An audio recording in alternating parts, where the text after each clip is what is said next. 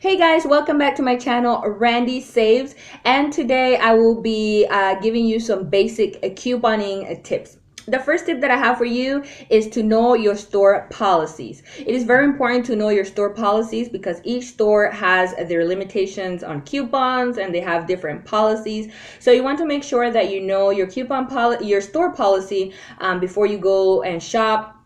Normally you are able to go to their website and they should have a option where you can see their policy, and I suggest that whenever you are able to find it online, to save it to your phone, or if you would like, print it out and carry it with you each time you go to the store. If it's not available online, you can always go to the customer service desk and hopefully they will be able to direct you to a site where you can see it or give you a policy right then and there. If push came to shove, you can always call corporate, and corporate can either send it through email or guide you through where their policies are. But you always want to have it handy, either saved to your phone or print it out, because hopefully you don't encounter a cashier or a manager that doesn't know their own policy. But if you do, you can always have that as backup. You know, sometimes it doesn't work, but it's always good to have it available. And also make sure to review it every, I will say 2 to 3 months, because policies do change. So you want to make sure that you are up to date with their policies. Another tip is to always read the entire coupon.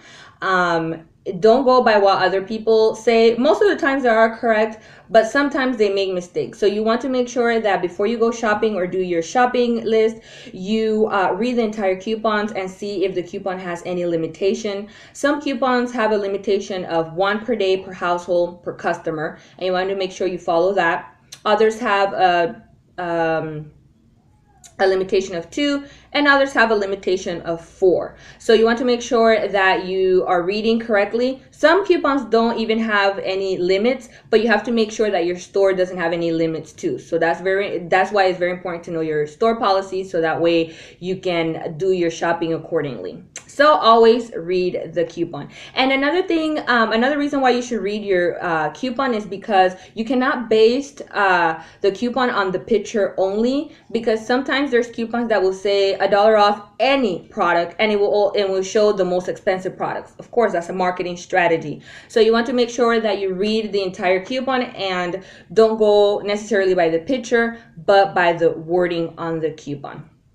Another thing is to be nice. Just be nice in general. You will encounter customers huffing and puffing, or even cursing, or saying things under the breath. Just ignore that. I know it's easier said than done, trust me, but just know that either they're jealous, or they're having a bad day, or they're just mean people, and that does not have anything to do with you. That's them. So you don't worry about those mean-spirited people. You just continue to save and just be nice. You know, and also be nice to cashiers, because just know that some cashiers truly do not know their policy, or do not know how coupons work, and sometimes you have to educate them, and you know, being nice goes a long way. Sometimes being nice is not enough, because there are people that are just plain rude, cashiers. So in that instance, you just make sure that they scan your coupons correctly and that your transaction goes correctly, and then you can report them to their manager. If their manager is rude, you always can go through corporate. Most of the times corporate take these complaints very seriously. So if a cashier and a manager, or either or both, are being mean to you, make sure you report it to the correct person. Another tip that I have for you is don't be ashamed. I know when I first started couponing, I was ashamed to coupon. I would be like, oh my goodness, I'm couponing. What are they going to think about me? I'm so ashamed. Don't be ashamed, because if you're couponing the correct way, you are not doing anything illegal. Couponing is not illegal. You're not scamming anybody. You are saving. You are saving. So don't be ashamed. I know for a lot of people, you know, what is stopping them for couponing is that they are ashamed. Don't be ashamed, because you should not be ashamed of saving money. You know, now it makes sense to me. But at the time I was like, oh my goodness, I'm gonna shop whenever there's nobody because I'm ashamed. And but don't be ashamed. Couponing the correct way is not illegal. The manufacturers put out these coupons for you to purchase these products and to continue to purchase them. So please don't be ashamed to coupon. It is nothing to be ashamed of. It's amazing to save money.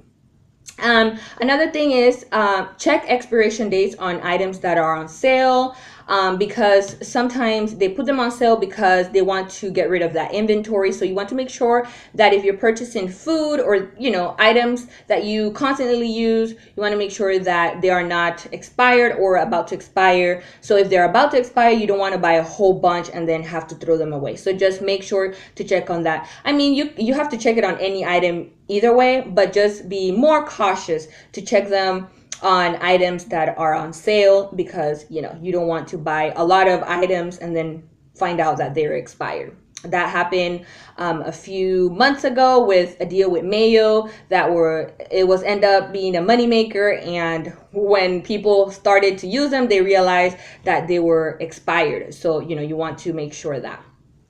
Another thing is set a budget. When I first started couponing, I did not set a budget. I was just glad to save $50,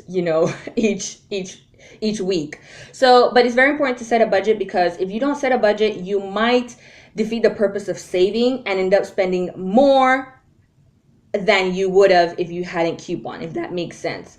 And it's easy to get carried away with all the sales and the coupons, especially when you first start, because you're like, oh my goodness, this is awesome. It's addicting when you do your first deal, and then you just want to keep doing it. So just remind yourself, just set a budget. Another tip is don't let couponing rule your life or take up, a lot of your time.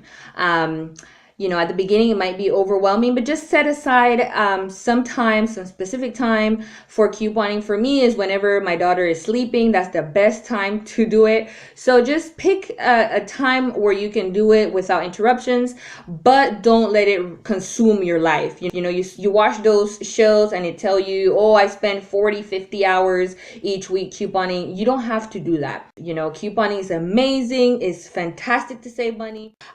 Join couponing groups. It is very important to join couponing groups, because other than the fun of having like-minded people, you get to have deals that you might not have known that been posted. And just to have somebody to, a group of people that enjoy savings as much as you is very fantastic. That's why I do highly suggest to join couponing groups. Another tip that I have is stick to one store. When you're first starting, it's recommended to just stick to one store, because it could get very overwhelming. So you just want to stick to one store, get to know the store, get to know the policies, get to know the cashiers, get to know the manager.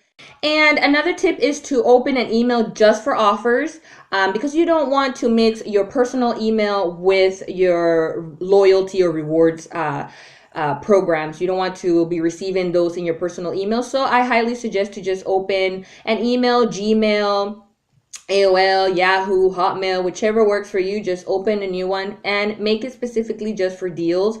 And also you can have this email for, let's say, freebies. Sometimes whenever you have a freebie, they will ask you for your email. So you can just use that email and just have it as your savings/freebie email. And another thing to do is to get a Google Voice number, or just get another number, because some of the loyalty, or most of the loyalty programs, will require you to have a phone number. And sometimes if you don't have your card, you can just use your phone number instead. So you just want to have a separate phone number for those occasions, mainly because sometimes if they ask you for your phone number, you just don't want to be blurring out your phone number and having a stranger listening into it. I don't know, I'm paranoid like that. So just go ahead and get a separate email and a separate Google Voice number just for savings. So that way you can manage it a little bit better. And these are my basic couponing tips. If you have any questions, just leave them in the comment below. And don't forget to like, share, and subscribe. And I'll see you next time.